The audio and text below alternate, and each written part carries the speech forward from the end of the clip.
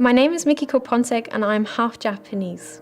At the age of 12, I decided I wanted to be a comic artist. At this moment, I am the only professional manga artist in Germany with a Japanese cultural background.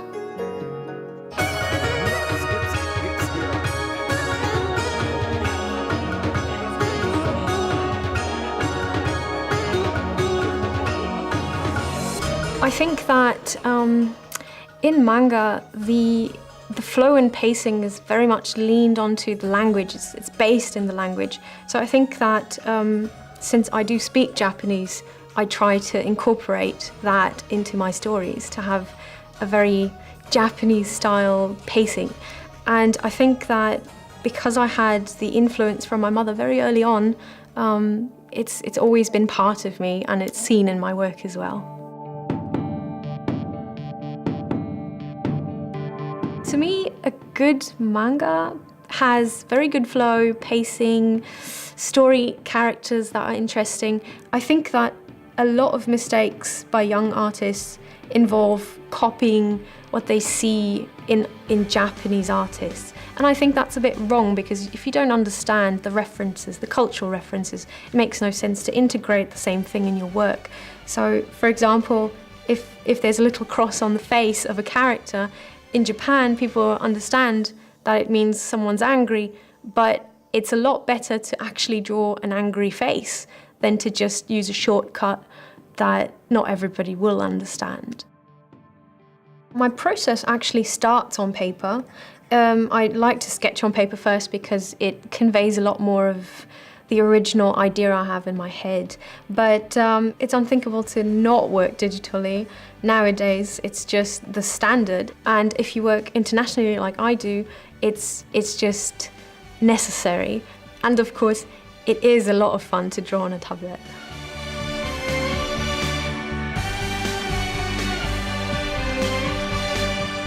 My fiancé is also an artist, so the great thing is we get to exchange each other about art a lot.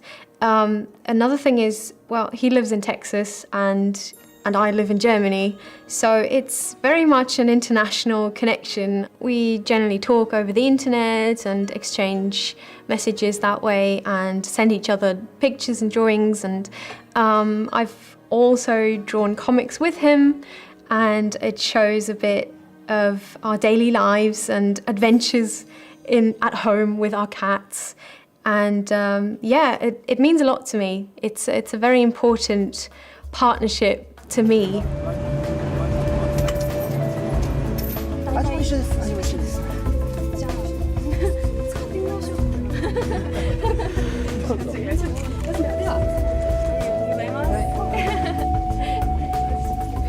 I get asked a lot whether I identify more as German or Japanese, and I find it very hard to answer that question because it's really neither nor or both at the same time, depending on where I am. So in Germany, I'm always the Asian, and in Japan, I'm always the foreigner who, for some reason, speaks really good Japanese. And when I was younger, it bothered me, and I wanted to belong somewhere. But nowadays I think that it makes me stand out, and I've learned by now that it's not a bad thing to stand out. And yeah, to a degree I actually enjoy being the way I am, and it's not very easy to define, but that's just how I am.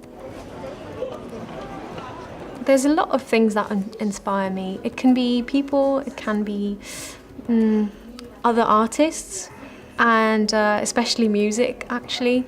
I started playing bass guitar, and that has really helped me to understand a little bit more about the music world.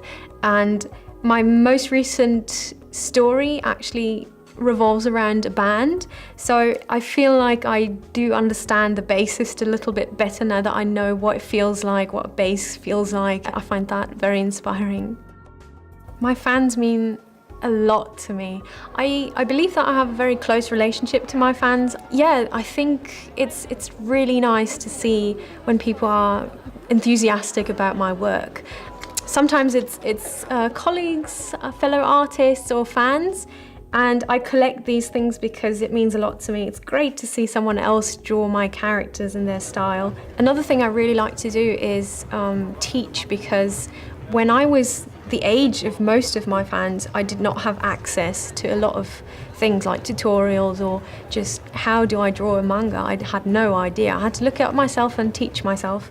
And so nowadays when fans ask me how I do things, I love to share and I like to explain it to them because it's just the means that I never had.